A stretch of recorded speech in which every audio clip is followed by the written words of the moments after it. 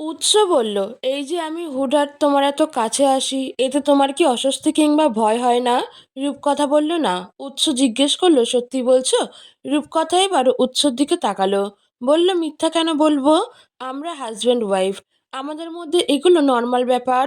উৎস অবাক হয়ে শুনলো কথাগুলো, বলল, অনেক কিছুই জানো দেখছি। আমি তো এতদিন হুদাই তোমাকে বাচ্চা ভেবে টেনশন করতাম। রূপকথা বলল, আরো অনেক কিছু জানি, তবে বলবো না। উৎস জিজ্ঞেস করলো, কার থেকে জেনেছো এত? রূপকথা বলল, কার থেকে আবার? নানির থেকেই জেনেছি। উৎস জিজ্ঞেস করলো, নানি তোমাকে উল্টোপাল্টা কিছু জিজ্ঞেস করেনি? রূপকথা বলল, তা আবার জিজ্ঞেস করেনি। আমাকে কি বলেছে জানেন? উৎস জিজ্ঞেস করলো, কি বলেছে? রূপকথা বলল, বলেছে তাড়াতাড়ি বাচ্চা নিয়ে নিতে। আপনার নাকি বয়স হয়েছে, আর এই যুগের মেয়েরা নাকি প্রথমে ঢং করে বাচ্চা নেয় না, পরে বাচ্চার জন্য কান্নাকাটি করলেও নাকি আল্লাহ বাচ্চা দেয় না। উৎস বলল, ধুর, পাগলের কথা বাদ দাও। নানি নতুন দম্পতি দেখলেই বাচ্চা বাচ্চা করে। রূপকথা বলল, রিঙ্কি আপুর বিয়ে থেকে আসার সময় নানিকে আবারও আমাদের সঙ্গে নিয়ে আসবো। উৎস বলল, রাজি করাতে পারলে আনিও। রূপকথা উৎসর গায়ে এক পা তুলে কাতর কণ্ঠে বলল, আমার ঘুম আসতেছে। উৎস বলল, ঘুমাও। রূপকথা বলল, অলরেডি 3টে বাজে। উৎস বলল, কিচ্ছু হবে না, ঘুমাও। 5টা বাজে উঠে যেও, আমি ডেকে দেব।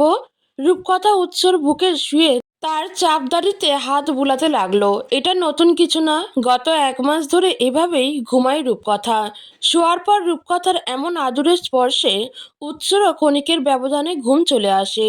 মাগরিবের আজান শুনে উৎসর ঘুম ভেঙে গেল। রূপকথাকে নিজের বুকের থেকে সরিয়ে উঠে বসলো। এরপর দেয়াল ঘড়িতে দেখে 5টা 18 বাজে। সময় দেখে উৎস বলল, এতক্ষণ কিভাবে হয়ে গেল? টের পেলাম না কেন? উৎস রুমের লাইট জ্বালিয়ে রূপকথাকে ডাকলো, বলল, এই রূপকথা, ওঠো, মাগরিবের আজান দিয়ে দিচ্ছে তো।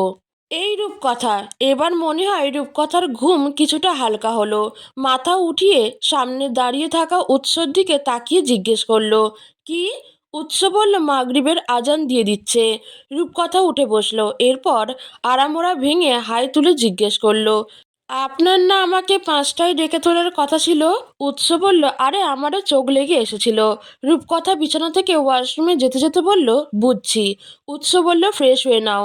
রূপকথা কিছু না বলে ওয়াশরুমে চলে গেল। এরপর উৎস অন্য ওয়াশরুমে চলে গেল ফ্রেশ হতে। রূপকথা ওয়াশরুম থেকে বেরিয়ে দেখে তার ফোন বাজছে। দেখলো আয়েশা বেগম ফোন করেছে। রূপকথা ফোন রিসিভ করে বলল, আসসালামু আলাইকুম মা।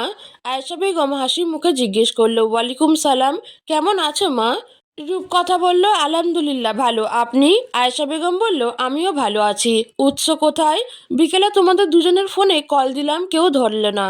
রূপকথা বলল, ঘুমেছিলাম। বাবা কেমন আছে? আয়েশা বেগম বলল, তোমার বাবাও ভালো আছে, সবাই আমাকে বকাবকি করছে তোমাকে আনেনি কেন এই জন্য। রূপকথা বলল, ওমা, আপনি বলেননি? আমি নিজে থেকে যাইনি। আয়েশা বেগম বলল, কার কথা কে শোনে? তোমরা নাস্তা করেছো? রূপকথা বলল, না, একটু পর করব। আপনারা কিছু খেয়েছেন? আয়েশা বেগম বলল, আসছি পর্যন্ত খাওয়ার উপর আছি। আচ্ছা, নাস্তা করে নাও, আমি রাতে কল দিব। রূপকথা আর কিছু বলার সুযোগ পেল না। এর আগেই আয়েশা বেগম কল কেটে দিল। এটা তার নতুন অভ্যাস না, বহু পুরানো অভ্যাস, যা উৎসর মধ্যেও আছে। উৎস মাঝে মধ্যে কোনো দরকারে রূপকথাকে কল দিলে নিজের কথা শেষ হওয়ার সাথে সাথেই কল কেটে দেয়। প্রথম প্রথম ইগনোর করে ভেবে এটা নিয়ে রূপকথা রাগ করলেও পরে বুঝলো উৎস আসলে তাকে ইগনোর করছে না, এটা তার একটা স্বভাব। কার সঙ্গে কথা বলছো? উৎসর কথা শুনে রূপকথা দরজার দিকে তাকালো, বলল, মা কল করেছিল। উৎস রুমে ঢুকতে ঢুকতে জিজ্ঞেস করলো, কি বলল? রূপকথা বলল, তেমন কিছু না, ভালো মন্দ কিছু জিজ্ঞেস করলো। উৎস বলল, রেডি হয়ে নাও। রূপকথা জিজ্ঞেস করলো, শাড়ি পরি? উৎস বলল, এই ঠান্ডার মধ্যে কি শাড়ি পরবে? রূপকথা বলল, কিচ্ছু হবে না, পরি। উৎস বলল, বাইরে কিন্তু বাসার মতো রুম কমফোর্টার নেই, এটা মাথায় রেখে যা মন চায় করো। রূপকথা এগিয়ে এসে উৎসর গাল টেনে বলল, ঠিক আছে জনাব, আপনিও তৈরি হয়ে নিন। এ কথা বলে রূপকথা আলমারি থেকে একটা মেরুন পাটের অফ হোয়াইট কটন সুতির শাড়ি বের করলো। এই শাড়িটা রূপকথা ওয়াইকে দিয়ে কিনিয়েছিল অনলাইন থেকে। ওয়াইয়ের কথা মনে পড়তে মুহূর্তেই রূপকথার মন খারাপ হয়ে গেল। তারপর শাড়ি ব্লাউজ পেটিকোট নিয়ে পা চালালো পাশের ড্রেসিং রুমের দিকে। উৎসও রেডি হতে লাগলো, ঠিক করলো বেরিয়ে প্রথমেই নাস্তা করে নিবে, এরপর শপিং, আর এরপরে ডিনার করে সোজা বাসা। গাড়িতে বসে আছে পাশাপাশি দুজন। রাতের ঘোরাঘুরি বরাবরই রূপকথার ভীষণ প্রিয়। কিছুক্ষণ আগেই তারা বাসা থেকে বেরিয়েছে। রূপকথা পাশে বসা উৎসকে জিজ্ঞেস করলো, কোথায় যাচ্ছি আমরা? উৎস বলল, দেখি না কতটুকু যেতে পারি। উৎসর এমন উত্তরে রূপকথা মোটেও প্রস্তুত হলো না, উল্টো ভেংচি কেটে বলল, ও আচ্ছা। উৎস একটা ক্যাফের সামনে এসে গাড়ি থামালো, এরপর নিজে গাড়ি থেকে নেমে ফ্রন্ট সাইডের দরজা খুলে বলল, নামো। রূপকথা গাড়ি থেকে নেমে চারিদিকে একবার চোখ বুলিয়ে নিল। জায়গাটা ভীষণ সুন্দর। চারিদিক কি সুন্দর, সোনালি আলোয় সাজানো, শোনা যাচ্ছে আশেপাশে কোথায় থেকে যেন গানের শব্দও আসছে। উৎস বলল, এক্ষুনি সৌন্দর্য দেখে মুগ্ধ হয়ে যাচ্ছ? রূপকথা বলল, মানে? উৎস বলল, মানে ভেতরে গেলেই বুঝতে পারবে। এই কথা বলে উৎস রূপকথার হাত ধরে ভেতরে প্রবেশ করলো। ভেতরে যেতেই রূপকথা বলল, ওয়াও, আসলেই সুন্দর। এরপর সামনে তাকিয়ে দেখে তিনটা ছেলে বসে গিটার বাজিয়ে গান করছে। রূপকথা বুঝলো সে বাইরে থেকে এদের গানের শব্দই শুনছিল। উৎস রূপকথাকে বলল, চলো বসি। এরপর দুজনে একটা টেবিলে গিয়ে বসলো। রূপকথার চোখ এখনো সামনের ছেলেগুলোর দিকে স্থির। কি সুন্দর গান গাইছে। রূপকথা এক দৃষ্টিতে ছেলেগুলোর দিকে তাকিয়ে গান শুনতে লাগলো। রূপকথাকে এভাবে ছেলেগুলোর দিকে তাকিয়ে থাকতে দেখে উৎসর মোটেও ভালো লাগছে না, কেমন যেন হিংসা হচ্ছে।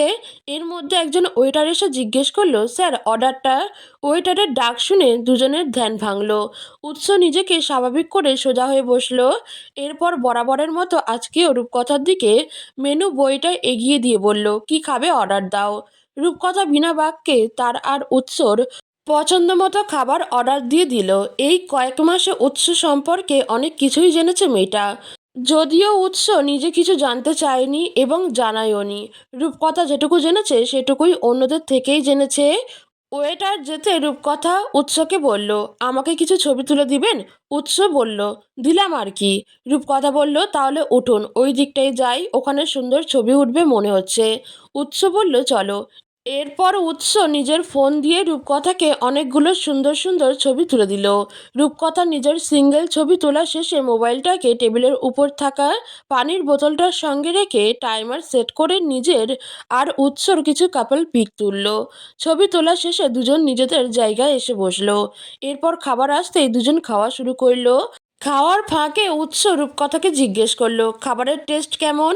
রূপকথা খেতে খেতে বলল, মজা। উৎস বলল, সানিমের জন্য কি গিফট কেনা যায় বলো তো? রূপকথা খাওয়া থামিয়ে জিজ্ঞেস করলো, সানিমকে? উৎস বলল, সৌভিকের ছেলে। রূপকথা বলল, ও আচ্ছা আচ্ছা, মনে পড়েছে। উৎস পুনরায় জিজ্ঞেস করলো, কি নেওয়া যায় বললে না তো?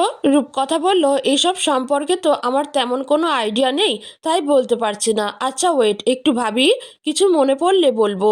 উৎস আর কিছু বলল না। রূপকথার কাছ থেকে এর চেয়ে ভালো উত্তর সে মোটেও আশা করেনি। খাওয়া যখন শেষের দিকে তখন উৎস ওয়েটারকে ডেকে বলল, বিল রেডি করুন। ওয়েটার বিল রেডি করতে করতে উৎস আর রূপকথার বাকি খাবারটুকু শেষ করলো। এরপর উৎস বিল পে করে রূপকথার হাত ধরে রেস্টুরেন্ট থেকে বেরিয়ে এলো। রূপকথা গাড়িতে বসে জিজ্ঞেস করলো, কোথায় যাচ্ছি আমরা? উৎস বলল, শপিং। এরপর কেউ আর কোনো কথা বলল না। রূপকথা গাড়ির কাঁচ ভেদ করে বাইরে তাকিয়ে আছে। উৎস ড্রাইভ করছে, থেমে থেমে একটু পর পর আর চোখে রূপকথাকেও দেখছে। গুলশানের আঙুর আউটলেটে প্রবেশ করে উৎস রূপকথাকে জিজ্ঞেস করলো, কি কিনবে তুমি? রূপকথা বলল, কিছু স্কিন কেয়ার প্রোডাক্ট কিনবো, শাড়ি কিনবো। উৎস বলল, কি শাড়ি কিনবে? রূপকথা বলল, জামদানি। উৎস বলল, আচ্ছা চলো দেখি। এরপর দুজন জামদানি শাড়ির কালেকশন দেখতে লাগলো। একটা অফ হোয়াইট জামদানি শাড়ি হাতে নিয়ে রূপকথা উৎসকে জিজ্ঞেস করলো, এটা কেমন? উৎস বলল, সুন্দর। রূপকথা জিজ্ঞেস করলো, মাকে মানাবে? উৎস অবাক হয়ে জিজ্ঞেস করলো, মায়ের জন্য কিনছো? রূপকথা বলল, হুম। আচ্ছা, আপনাকে তো একটা কথা বলা হয়নি। উৎস জিজ্ঞেস করলো, কি কথা? রূপকথা বলল, মা না আমাকে একটা maroon colour Jamdani sari gift করেছে রিঙ্কি আপুর বিয়েতে পরার জন্য। উৎস বলল, কবে? একটু বললেও না। বাহ। রূপকথা বলল, আরে ভুলেই গিয়েছিলাম, এখন বলুন এটা কেমন হবে মায়ের জন্য? উৎস বলল বেশ মানাবে। রূপকথা বলল তাহলে এটা নেই। উৎস বলল নাও। রূপকথা বলল ওকে, এবার তাহলে স্কিন কেয়ার প্রোডাক্টের ওদিকে চলুন। উৎস বলল তোমার জন্য শাড়ি নিবে না? রূপকথা বলল পরে নিবে, আগে যেগুলো কিনেছে সেগুলো পরে শেষ করি। উৎস বলল একটা হলেও নাও। রূপকথা বলল বললাম তো পরে নিব, এখন আপনি আমার সঙ্গে স্কিন কেয়ার প্রোডাক্টগুলোর ওইদিকে চলুন। উৎস বলল আমি গিয়ে কি করব, তুমিই বরং যাও, আমি এখানে দাঁড়ালাম। রূপকথা বলল বেশি কথা না বলে আসুন আমার সঙ্গে। উৎস আর কিছু না বলে বিনা বাক্যে রূপকথার সঙ্গে স্কিন কেয়ার প্রোডাক্টের ওইদিকে গেল। রূপকথা নিজের স্কিন টোন অনুযায়ী বেশ কিছু প্রোডাক্ট নিল। শেষে জামদানি শাড়িটা সহ নিয়ে কাউন্টারের দিকে হাঁটা ধরল। হাঁটতে হাঁটতে উৎসকে বলল মায়ের জামদানি শাড়িটার দাম 11,840 টাকা। এই টাকাটা আমি পে করব, বাকি রইল স্কিন কেয়ার প্রোডাক্টের দাম, ওটা আপনিই পে করবেন। উৎস হাঁটা থামিয়ে বলল এত কাহিনী কেন? রূপকথা জিজ্ঞেস করলো কিসের কাহিনী? উৎস জিজ্ঞেস করলো এত টাকা কোথায় পাবে তুমি? রূপকথা বলল আপনি যে হাত খরচের টাকা দেন সেটা থেকেই কিছু টাকা জমিয়েছিলাম। উৎস বলল জমানো টাকাটা রাখো, অন্যদিন কিছু কিনে নিও, আজকে বরং আমি সব বিল দিয়ে দেই। রূপকথা বাধা দিয়ে বলল না না হবে না, এমন হলে আমি মায়ের জন্য শাড়ি নিব না। উৎস বলল সমস্যা নেই, তুমি না নিলেও আমি নিব। রূপকথা বলল না, আমি দিব মানে আমি দিব। উৎস বলল বললাম তো অন্যদিন নিও, অযথা জেদ করছো কেন? রূপকথা বলল যা ইচ্ছে করুন, কিছু বলবো না। এরপর আর কেউই কোনো কথা বলল না, সোজা দুজন কাউন্টারে চলে গেল। রূপকথা স্কিন কেয়ার প্রোডাক্টগুলোর বিল এসেছে 30,110 টাকা। এই অল্প কিছু জিনিসের দাম এত বেশি শুনে কিছুটা অবাক হলো উৎস। মেয়েদের স্কিন কেয়ার প্রোডাক্টের দাম এত বেশি হয় এটা আগে জানা ছিল না উৎসর। সব মিলিয়ে উৎস 42,000 টাকা পে করে আড়ং থেকে বের হলো। রূপকথা রেগে আছে, কোনো কথা বলছে না উৎসর সঙ্গে।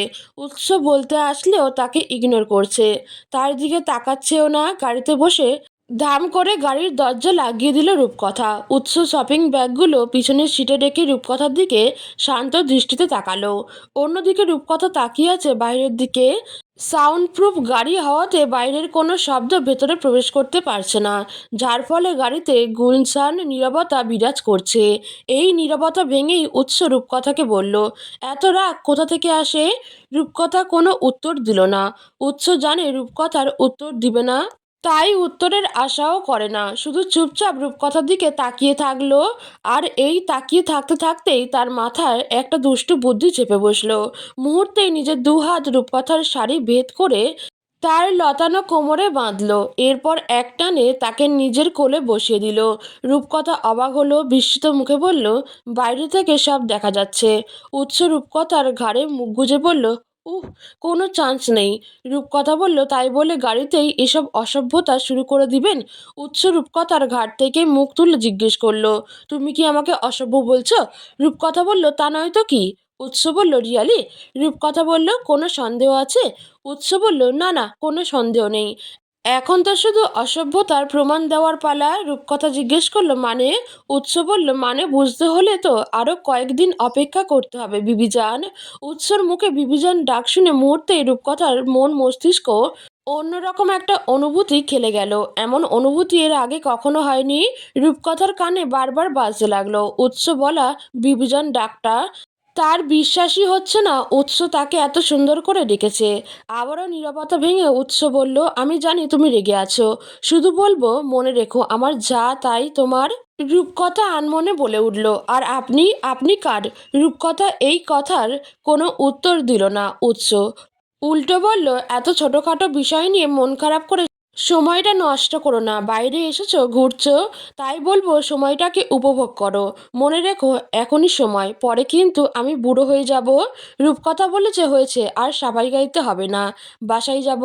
উৎস বলল সানিমের জন্য তো কিছু কেনাই হলো না। রূপকথা বলল ওর জন্য কি কিনবেন ঠিক করেছেন? উৎস বলল বুঝতে পারছি না কি কেনা যায়। রূপকথা বলল আমি বলি কি ভালো দেখে একটা ড্রোন কিনে দিন, এই বয়সের বাচ্চাদের তো এইসবই পছন্দ। আর বাসার সবার জন্য জামা কাপড় যেহেতু অনুষ্ঠান হচ্ছে, উৎস বলল মন্দ বলনি। রূপকথা বলল কোনো কালেই তো মন্দ বলি না, আপনিই তো পাত্তা দেন না। উৎস বলল ঠিক আছে চলো, এক্ষুনি যা কেনার কিনে নেই, এরপর ডিনার করে সোজা বাসায় চলে যাব। এরপর দুজন গাড়ি থেকে নেমে আবার শপিং কমপ্লেক্সে প্রবেশ করলো। সব কিছু কেনা শেষে দুজনে গাড়িতে উঠে বসলো। উৎস ড্রাইভ করছে, আর তার পাশেই রূপকথা গাড়ির দরজায় হেলান দিয়ে উৎসর কোলে পা তুলে বসে আছে। পায়ে ব্যথা করছে তার। এই কথা শুনে উৎস বলল, হেলান দিয়ে বসে আমার কোলে পা রাখো, আমি মেসেজ করে দিচ্ছি, ভালো লাগবে। উৎসর কথা শুনে প্রথমেই রূপকথা না করে দিল, শেষে উৎসর জোড়াজুড়িতে না পেরে অস্বস্তি নিয়ে তার কোলে পা তুলে দিল। উৎস এক হাত স্টিয়ারিংয়ে রেখে অন্য হাত দিয়ে রূপকথার পা ম্যাসেজ করতে লাগলো। বলল, শাক সবজি মাছ এসব খাও না বলেই পায়ে ব্যথা করছে। রূপকথা বলল হয়তো। উৎস বলল হয়তো না, এটাই সত্যি। এখন থেকে মাংস খাওয়া বাদ দিয়ে শাক সবজি মাছ এসব খাওয়া শেখো। রূপকথা বলল, আপনি মাছের কাঁটা বেছে খাওয়াবেন? আমি কিন্তু মাছের কাঁটা বাছতে পারি না। পাকনামি করে মাছ খেতে গেলেই গলায় কাঁটা আটকে ফেলি। উৎস বলল, খাওয়াবো, সমস্যা কি? রূপকথা বলল, হ্যাঁ, আর এর পরেই সবাই আমাকে নিয়ে মজা নিক। উৎস বলল, আশ্চর্য, মজা নেওয়ার কি আছে? রূপকথা বলল, ও আপনি বুঝবেন না। এরপর কেউই আর কোনো কথা বলল না। উৎস গাড়ি থামিয়ে বলল, চলে এসেছি। সবে রূপকথার চোখ লেগে এসেছিল, এমন সময় উৎসর কথা শুনে সজাগ হয়ে বলল, কোথায়? উৎস কোল থেকে রূপকথার পা জোড়া সরিয়ে গাড়ি থেকে নেমে রূপকথার পাশের দরজা খুলে বলল, দেখো চিনো কিনা। রূপকথা গাড়ি থেকে নেমে দেখে সেই পরিচিত জায়গা, যার নাম সিকিউর সিটি, যেখানে এর আগেও উৎসর সঙ্গে এসেছে রূপকথা। সিকিউর সিটির 3 তলায় উৎসদের শপিং মল আর 4 তলায় উৎসদের রেস্টুরেন্ট। রূপকথা উৎসকে জিজ্ঞেস করলো, এখানে যখন এসেছেন তখন আড়ং থেকে শপিং করলেন কেন? উৎস হেসে বলল, হয়েছে, আর বড়দের মতো কথা বলতে হবে না, এত হিসেব না কষে ভেতরে চলো। এ বলে উৎস রূপকথার হাত ধরে ভেতরে প্রবেশ করলো। এরপর লিফটে উঠে সোজা 4 তলায় চলে গেল। উৎসকে দেখে ম্যানেজার সালাম দিল। উৎসর পাশে রূপকথাকে দেখে তাকেও সালাম দিল। উৎস সালামের উত্তর দিলেও রূপকথা দিল না বললে ভুল হবে, কারণ মনে মনে দিয়েছে। উৎস রূপকথাকে নিয়ে কর্নারের একটা টেবিলে গিয়ে বসলো। তাদের ডান পাশেই গ্লাসের দেয়াল, আর সেই দেয়াল বেয়ে শিশির পানি গলে পড়ছে। উৎস রূপকথাকে বলল, কয়েকটা ছবি তুলে দিন। উৎস বলল, ওকে দাঁড়াও। রূপকথা বলল, যেভাবে বসে আছি এভাবেই তুলে দিন। উৎস নিজের ফোনটা বের করে রূপকথার সুন্দর সুন্দর কিছু ছবি তুলে দিল। এর মধ্যে একজন ওয়েটার এসে বলল, স্যার, অর্ডারটা। উৎস বলল, সাদা ভাত আর যত রকমের ফিশ আইটেম আছে সব। ওয়েটার বলল, আর কিছু? উৎস বলল, খাওয়ার পর 2টা কফি, যার মধ্যে একটা উইদাউট সুগার। ওয়েটার যেতেই রূপকথা উৎসকে বলল, আমি মাছ খাই না, আপনি জানেন না? উৎস বলল, জানি তো। রূপকথা বলল, তারপরও সব রকমের ফিশ আইটেম অর্ডার দিলেন। উৎস বলল, এতদিন খাওনি বলে যে আজকেও খাবে না তার কি কোনো মানে আছে? রূপকথা বলল, কিচ্ছু বলবো না, যা মন চাই করুন। উৎস বলল, তার মানে কি, অনুমতি দিচ্ছ যা মন চাই করার? রূপকথা বলল, বললাম তো, যা মন চাই করুন। উৎস বলল, যা মন চায় তা করতে আসলে বাধা দিবে না তো? রূপকথা বলল, না না, বাধা দিব কেন? আর আমি কে যে বাধা দিব? উৎস বলল, ওকে, মনে রেখো তুমি কিন্তু অনুমতি দিয়েছ। রূপকথা কিছুক্ষণ চুপ থেকে বলল, আজ আপনার কথার টোন কেমন যেন অন্যরকম লাগছে।